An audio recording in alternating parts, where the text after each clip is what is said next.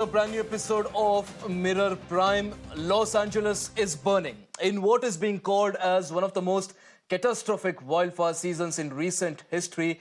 Flames have consumed iconic neighborhoods. They have displaced over 150,000 residents and left an entire city in chaos.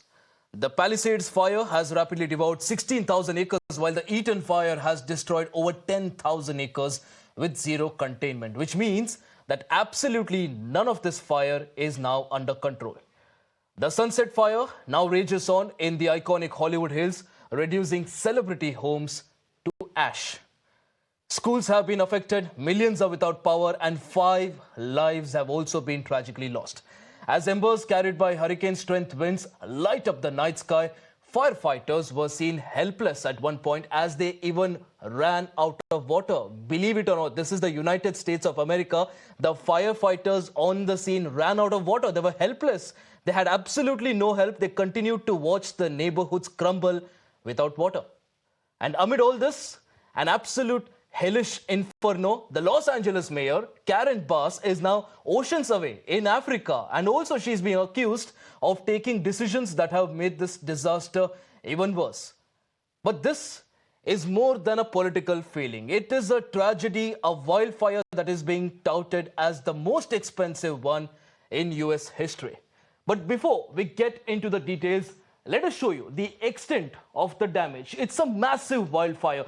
There's been repercussions across multiple areas, multiple counties. The deployment is massive. 7,500 plus personnel, 1,162 fire engines, 23 water tenders, 6 air tankers, and 31 helicopters. None of this is helping right now. There are 53 dozers as well on the ground, but nothing seems to be helping. Why is this the case? Why is this fire so massive? Let me explain. Now, these are, of course, the details that we're tracking. This is the official website of the California Forestry and Fire Protection. And just to give you an idea, before we start talking about the fires here, just this single year, there have been 55 wildfires in California alone.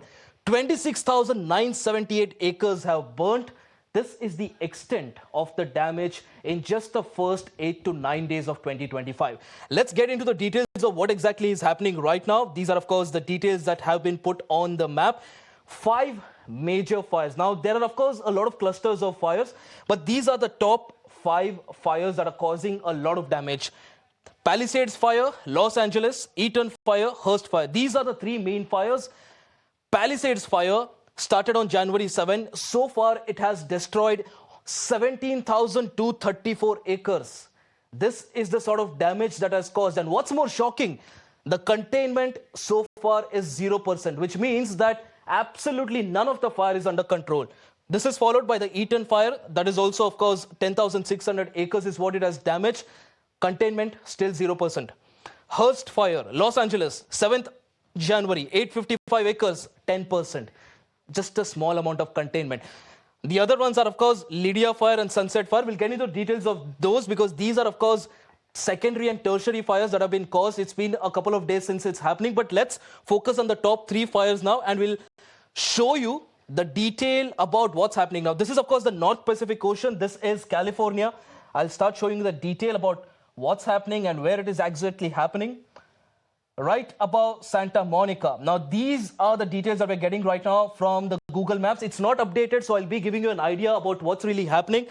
Let's start with the Palisades fire. This has engulfed the entire area above Santa Monica. This is, of course, an upscale neighborhood.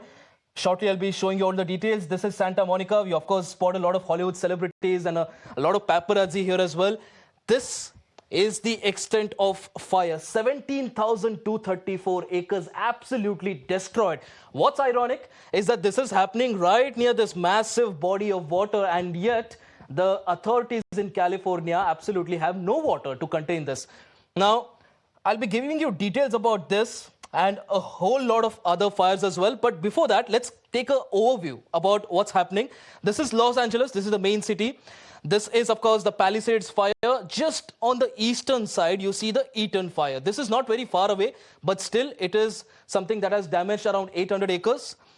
To the north of this is the Hearst fire. So these are the 3 main fires that we witnessed. This is what happened on 7th of January.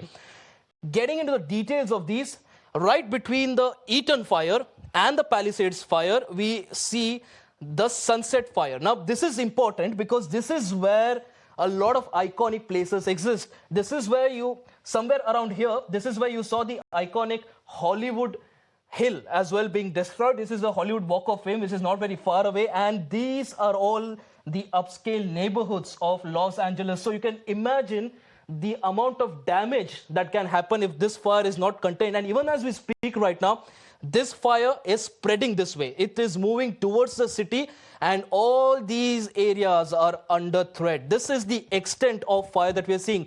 It might not be showing on the map right now, but this is Studio City, and shortly we'll be playing out the visuals of that as well.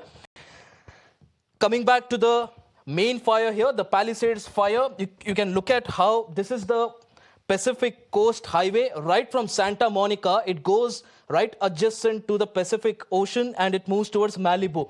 Now, if you look closely, this is the Pacific Coast Highway. Now, ideally, what would happen is that people who realize that there is some sort of a fire in this area will actually try to escape from the Pacific Palisades. This is the area, this is the place where a lot of people stay. There is a school, there is a college, there are big hotels as well here. And we have one visual that I'll ask my team to play out now at a school near the Pacific Palisades. Now, Palisade High, in fact, is the name of the school, and that's exactly where this occurred. We'll be playing out those visuals correspondingly to ensure that you get an idea about what's happening. Right, so this is the road that you see on your screens right now. I believe it is being played out. Yes, this is the road that you see on your screens. This is where it happened. So all the people living here, the first thought in their mind would have been to escape towards the Pacific Coast Highway and then start moving towards Malibu. Now, the problem here is that they did not realize what was happening on the way to Malibu, which is the fact that this Palisades fire that you see continued to rage on even further ahead. So what eventually happened is that a lot of this Pacific Coast Highway, you see the red line here, this is part of the Pacific Coast Highway that has also been engulfed in fire. We have the visuals for that as well. We'll switch to those visuals now. The Pacific Coast Highway, a lot of people who were trying to escape towards Malibu also got caught here. And the visuals are absolutely stunning. It's scary what has really happened. And the problem here is that people now in these places are without water. They have been advised by the authorities to not even drink water because they're not sure what sort of chemicals are mixed. And again, I'm telling you about all the details about what's happened so far. And one other thing to understand here is what exactly caused this, because there are multiple reasons why this could have happened. And initially, there are strong winds that were blowing from the north to the southern part. This is the direction of the wind flow, and this is exactly why you see the fire starting right from here, right in the middle of the vegetation, moving towards the ocean. And again, I was telling you about the details of what really happened. Let me just lay down some of the facts that have come to the fore so far. There were unusual dry conditions in this entire area. Now, this entire region has experienced nearly 9 months without any significant rainfall, less than 0.2% of an inch being recorded. This created a tinderbox condition. Now, adding to this, of course, something that creates a lot of wildfire is extreme wind. Wind gusts which exceeded 100 miles per hour, equivalent to category 4 or 5 hurricanes, further fueled the spread of the wildfire. As you see this entire map, I hope you're able to understand what really happened, because when you look at it from an overview, you get an idea about what's happening right now. And this is, again, something that's moving further and further into the cities. Now, the CAL FIRE department, which is, of course, the Department of Forestry and Fire Services, did predict higher than normal temperatures during January, lower precipitation as well, which meant that there was always a risk of wildfire in Southern California. Why did the authorities not prepare for it? That's a big question. And adding to that is the fact that now we realize that this is such an upscale neighborhood. Almost all of Hollywood lives here, and the Los Angeles Fire Department still struggled with insufficient funding. They struggled with equipment, they struggled with training, and they did not look comfortable managing this entire wildfire. We'll be getting you the details of all that, what really happened. We'll be speaking to the guests as well to understand this entire situation. But before that, let's take a look at some of the reactions that have been coming in so far. Folks, the fact is that I've directed DOD Department of Defense to rapidly provide additional firefighting personnel and capabilities. And also, California National Guard is adding 2 modular air firefighting systems units, and 2 more are being ready for the National Guard, the Nevada National Guard. And 4 more are coming from the Northern Command, and 10 Navy helicopters with water delivery buckets are coming down from San Diego. We're prepared to do anything and everything as long as it takes to contain these fires and help reconstruct and make sure that we get back to normal. It's going to be a hell of a long way. It's going to take time. But we're in it. The federal government is here to stay as long as you need us and everything you need. We have experienced a tremendous tragedy here in our community. To date, we have over 100,000 people under mandatory evacuation. We've had 5 fatalities, and then we have close to another 100,000 people who have been warned to evacuate because they are in a danger zone. All right, so that was the President of the United States and the Mayor of Pasadena explaining what really happened and how they have struggled to deal with this. Joining us right now, guest on the show, Raymond Vickery, Senior Associate Center for Strategic and International Studies and also former Assistant of the Secretary of Commerce, Vimlendra Jha, who's an environmentalist, and also Professor Anil Gupta, who's the CEO of ICAR's IIT Roorkee Greater Noida campus. Gentlemen, appreciate you joining us on the broadcast. I'll begin with Raymond. Mr. Raymond, now, again, I'm no expert in the wildfires in the US. I tried to explain what really happened. What we know is that California is no stranger to wildfires, but something like this, the scenes that we're looking at today are unprecedented. Yes, thanks very much for having me. I think your analysis is quite right that this is unprecedented. But as one of your headlines shows, this is a warning not just for the U.S., but for India and the rest of the world as well. There's no question that there is a complex of factors involved here, but the major one, of course, is the one you've pointed out, the drought for so long, 100-mile-an-hour winds, and a really catastrophic situation. And there is a tendency around the world for people to say when they see some sort of conflagration, some sort of terrible occurrence like this, to say, well, that's somewhere else. But it's not somewhere else. It's at planet Earth. And it's beyond me as to why it is that with scenes like this, that the people of the United States and indeed the people of the world can't come together and see that we have to do everything to mitigate climate change, or else this sort of thing is going to happen again. It may not be a fire like this as dramatic, or it may be floods, it may be drought. Right now, we're in the midst of fighting it. This is really no time for politics. It's a time to try to bring people together to ameliorate what's going on in not only Los Angeles, but around the world.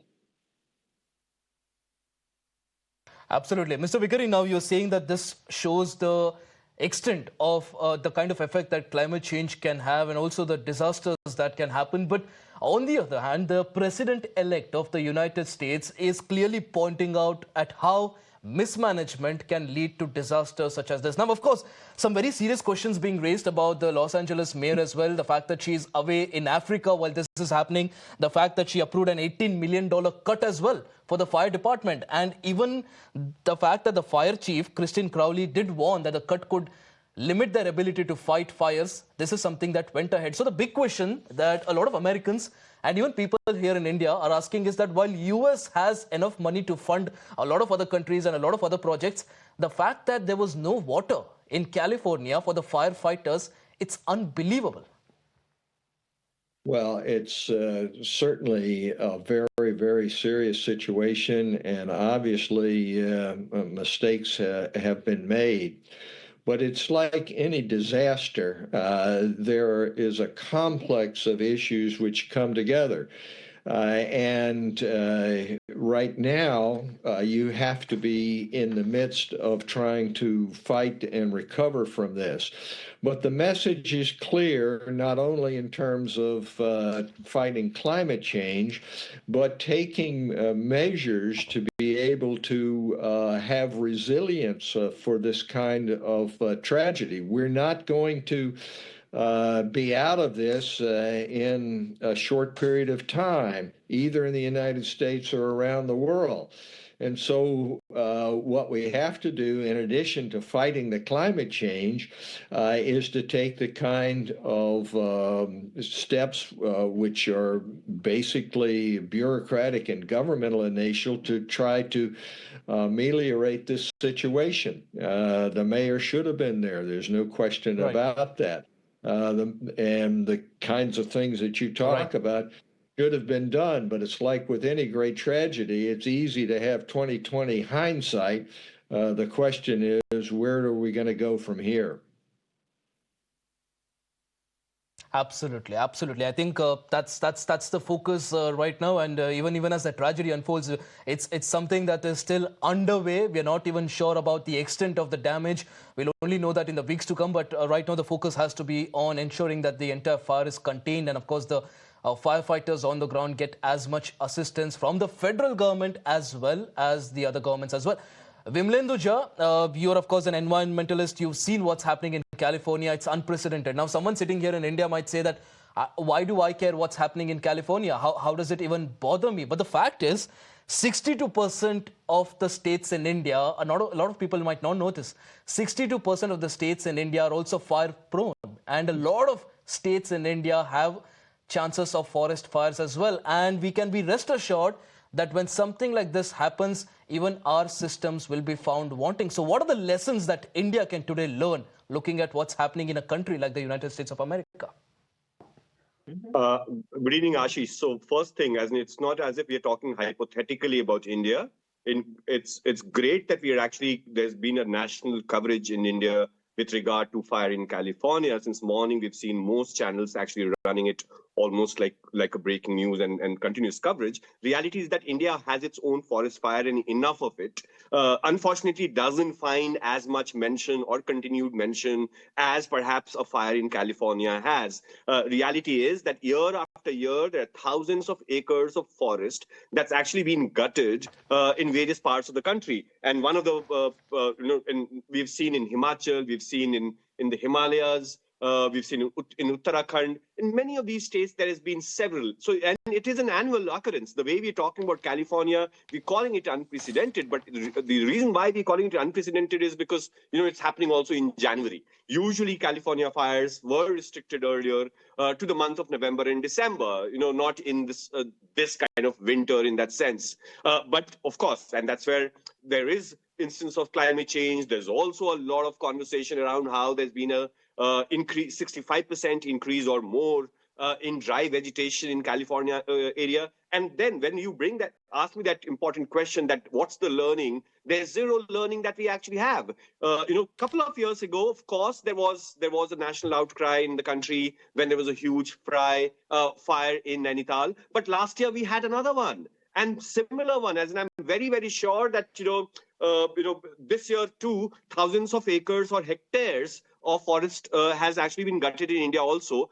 But it happens in the countryside. It doesn't happen in rich neighborhood. And that's primarily the main difference between a California fire and a Bhimtal fire or a Chamoli fire is that in those areas, it's poor mountain trees, villagers that perhaps get affected. And for perhaps it might just be a ticker in a news channel. But we have also normalized that the forest fire that we actually have in India versus the kind of coverage that we're doing. As in my heart, of course, the kind of damage both to life and property that's happening in California, of course, also symbolic of the fact that it's actually a climate change which can knock on anybody's door. As you could be extremely rich. As we're talking about the most powerful people of the world actually being almost partially gutted or affected by climate change. So, at least it should be a wake-up call. At least by your coverage and many other coverage, we should say, fine, as much as we feel sorry for California, can we be more aware and awake and prepared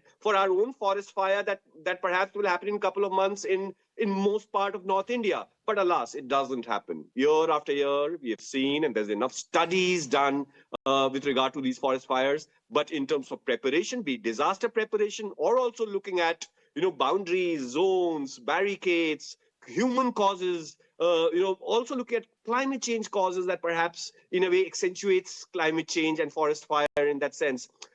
Very little on the ground, very little in our forests. Absolutely, absolutely, Vimlenduja. Well said. And also, just to jog your memory, we did in fact have a very special show on the Uttarakhand fires as well earlier. But moving on from that, the focus right now is the California fire. Professor Anil Gupta, of course, Vimlenduja spoke about how a lot of lessons to be learned from here. But unfortunately, we won't really see that happening. But the problem here is, what are the sort of precautions that authorities can take? Because we see a lot of these townships and cities developing around these forests, even in India. So the chances of large-scale financial damage is also large in India. So what are the sort of measures? Is there any measure that the governments take when developing such townships or such projects? Or do you think that's an absolutely abstract topic in India? I think it's a very important topic in India because both land use are changing, in fact. Now, in our urban planning, now we are promoting the urban forests also. And when we are promoting urban forests, so that is bringing the risk of forest fire or the vegetation fire also. But on the other hand, it is also very important that the forest fire, many times we are just putting all the blame on the climatic actors. More than 50% or 60% contribution is from the non-climatic actors. Actually, climatic actors are just providing us a background. And in fact, the vulnerability and the kind of triggers are provided by the human-made interventions. And human-made interventions or human-made faults are those which can be prevented. So I think if we really want to focus on prevention, we need to have well in advance preparedness. And in fact, in India, the issues of forest fire are growing year and year. This is a reality. But it equally, the focus of the government is also increasing. Now, the government has recently initiated a major program on forest fire related capacity building and research. But in fact, this is also very important that how do we integrate into the town planning? The forest fire in India is being discussed only in relation with the forests or the countrysides. No one is talking that when we have the urban forest, and now there is a type of the drought also. We call it urban drought. And the third dimension, globally, we are discussing about a new phenomenon of drought, that is a flash drought, that sudden depletion of the soil moisture level or the litters. So then in that case, I would also comment that initially it was a discussion, or many times we use this word called unprecedented. In the time of climate change, nothing is unprecedented actually. It is a time of uncertainty, so we have to prepare for uncertainty all the time. And in fact, that is very important. And the last point I would add, when we have this idea that anything unprecedented can take place, how do we think of the materials? What kind of building materials we are using? And if the fire breaks out, how do we prevent it from spreading to the larger areas? In fact, that is a very, very important question in the California fire as well, and in most of the fires in India. Over to you. Absolutely. Professor Gupta, very good points there. And of course, you're an expert in this domain. You've been keeping a close eye on such developments in the past as well. And of course, the focus of the government has to be on this. And you said the government already has a scheme that's been rolled out. But the problem is implementation, as it is with most of the schemes in India. Mr. Vickery, I'll come back to you now. One of the things that other experts are pointing out here is the fact that, yes, this could be a natural issue. This could be, the cause could be a natural cause. But at the end of the day, what proliferates the damage is human mismanagement. And when you talk about human mismanagement, there are multiple aspects to it. Now, I was just looking at the data about the funding of the California Fire Department, because California is, of course, prone to wildfires. In 2005 and 6, the funding was $800 million. 2021-22, it rose up to $3.7 billion. And the problem here, Mr. Vickery, is that one would now look back and say, $3.7 billion, but here you're struggling to even get water. So what level of mismanagement do you think has happened here? And also, accountability has to be fixed. Who's accountable? Is it the mayor? Is it the governor? Or do you think it's the president? Well, it's easy to point fingers at this point. And there needs to be accountability, and there needs to be a looking at why things were done. But not just to feather one's nest over another, but to see where we're going. But I think that you can concede that that there was mismanagement. The problem is if you just concentrate on the mismanagement and the political mistakes, you absolve the ordinary person and you absolve the system of basics, which are dependence on fossil fuel. It's easy to say, oh, well, this person did wrong, or that person did wrong, or this wasn't appropriated. But the problem, sorry to interrupt you, Mr. Vickery, but the problem here is that I'm not talking about Republicans or Democrats, but the problem here is that now a lot of American citizens are pointing at some of the past statements. For example, say that of President Trump. He's been talking about water redirection. He's been talking about how California will not have water when a situation like this arises. And it's absolutely, it's shocking that something was not done for so many years, despite the authorities knowing that there was a risk of this happening. And today, when this is happening, suddenly people turn back and say that, well, don't talk about politics, don't politicize this. But the problem is, accountability also seeps out of politics. Yeah, well, that's right. And if you want to get into politics, the idea of drill, baby, drill, and we're going to have more dependence on fossil fuel than ever is absolutely at the root of this problem.